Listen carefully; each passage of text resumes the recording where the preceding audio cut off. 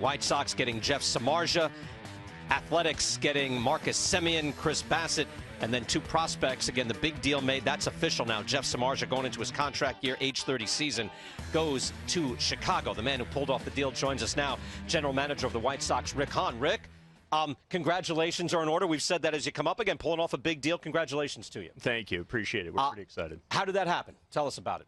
You know, it was a fairly long process. I can't tell you how many conversations I had with Billy Beane and David Forst over there over the last few months, but it started shortly after the season ended, and probably picked up steam in October at the GM meetings. Early November is really when we started getting some movement there.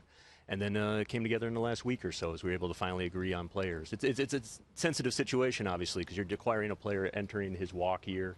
That's why the Noah piece was important to us, and we gave up 4 players that we were not looking to move by any stretch, and players that are certainly going to help them, but we feel we're able to get an impact arm in Chicago to slide right between Chris Sale and Jose Quintana and go get them for at least 15, if not beyond. No, where do you think you guys are? Again, making that move, and again, it's been reported the David Robertson thing unofficial as of yet, correct? All right, so that is correct. Unofficial as of yet. But thank you. It's been out all over the place if you can't say it. However, if one were to get, say, a David Robertson on top of Samardzija, where do you think you guys are as far as where you are on the win curve and ability to strike?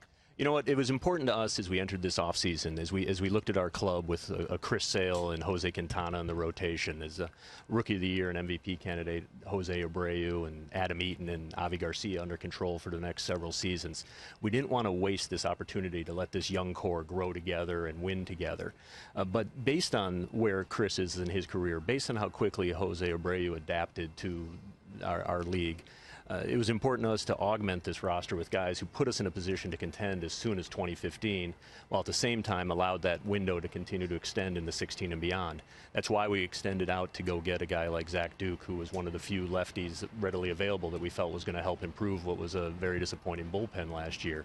It's why we brought in Adam LaRoche to give us a little balance in the lineup from the left side, and as well as provide an element of leadership in the clubhouse that is important as these young guys grow and learn how to win together.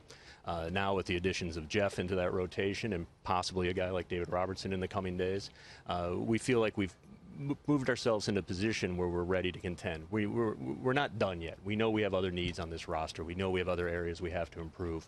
But so far, as we sit here on December 9th or whatever day it is, we feel pretty good about what we've been able to accomplish so far. You know what's funny about when you talk about trades, I know a little bit about this, we do, but maybe the fans at home don't know. You were talking about the guys that you had to give up, that you don't want to give up, but you have to at some point. How does that process work? I mean, at some point you want Jeff Samardzija. You're going to get Jeff Samardzija. Do you give them a list of people that they can choose from, or how does that work? You know, early on when we were talking with Oakland, it was pretty clear what their needs were, what they were trying to address if they ever got to the point of moving Jeff. And obviously helping them with some middle infield options was important to them, and they zeroed in on Marcus Semien, understandably, very early on. He's a tremendous ball player, was going to help the 2015 White Sox as well, just as he will help the 2015 A's now.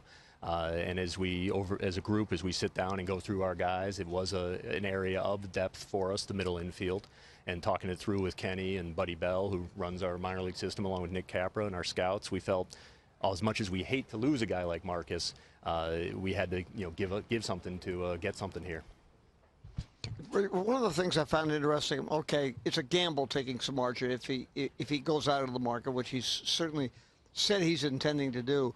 But does this give you a lot of insurance as far as allowing you to not have to rush Rondon and push him into the big leagues as a number 3 starter too early? Yeah, I think that's a great point. It allows us to develop Carlos on his natural curve. Now, he's awfully close, and there's many in the organization who feel he's going to be able to help us as soon as next year. And this will allow us to either ease him in through the bullpen potentially, as we did previously with guys like Mark Burley or John Garland or even Chris Sale as recently as 2010.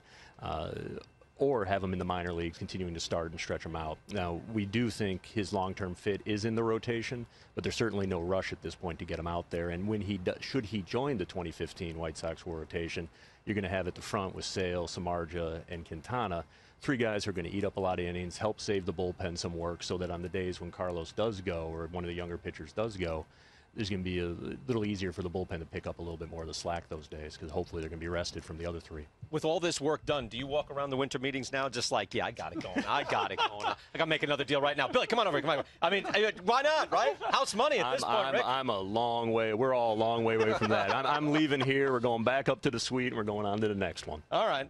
All right. Yeah, high-fiving everyone exactly. as you walk through Come the lobby. Rick, baby. Right. I'm a big Robin Ventura fan. I was as a player, except when I had to face him. But as a manager, he's met every expectation, hasn't he? He absolutely has. And I think it's important to judge managers in the context of the players that they're given. Obviously, the last 2 years, we haven't put up the won-loss totals that we would want as an organization or what we're striving to do going forward. But that's not on Robin. That's on the roster he and his coaching staff was given. We're now getting to the point where we feel we're in a position to contend and win, and based upon, you know, the effort, the communication, the knowledge, the skill that Robin and his staff have, we know we have the right people in place. All right, Rick, you've done a nice job, though. We were talking about it before, just putting people in place with it's Avisail Garcia, Adam Eaton, and then the Abreu signing. I mean, since having kind of an aging roster, you've turned things around very quickly. Congratulations, and enjoy the rest of the meetings.